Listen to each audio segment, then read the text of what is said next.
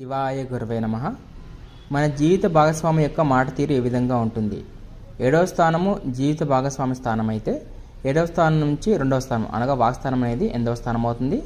ఈ 8వ స్థానంలో ఉండే గ్రహాలు మన జీవిత భాగస్వామి యొక్క మాట తీరు మరియు ఆహారపు అలవాట్లను సూచిస్తుంది. మనకి పురుషుల జాతకంలో శుక్రుడు భార్య మరియు స్త్రీ జాతకంలో కుజుడు భర్త. ఈ కారకత్వాల ఆధారంగా కూడా మనం ఫలితాలు చెక్ చేసుకోవచ్చు. మనకి 8వ స్థానంలో కనుక అశుభ గ్రహాలు ఉన్నట్టయితే భార్య లేదా భర్త యొక్క మాట తీరు అనేది మనకు సంతృప్తినివ్వదు, మన యొక్క ఆత్మవిశ్వాసాన్ని దెబ్బతీసే విధంగా ఉంటుంది, అనగా కటువుగా ఉంటుంది. కేతు ఉన్నట్టయితే మన యొక్క మనసుని దెబ్బతీసే విధంగా, శని ఉన్నట్టయితే బాధ పెట్టే విధంగా, కుజుడు ఉన్నట్టయితే భాగస్వామి యొక్క మాట తీరు ఆవేశపరంగాను ఉంటుంది. శుభగ్రహాలు ఉన్నట్టయితే మాట తీరు సౌమ్యంగాను తీయగాను ఉండే అవకాశం ఉంటుంది.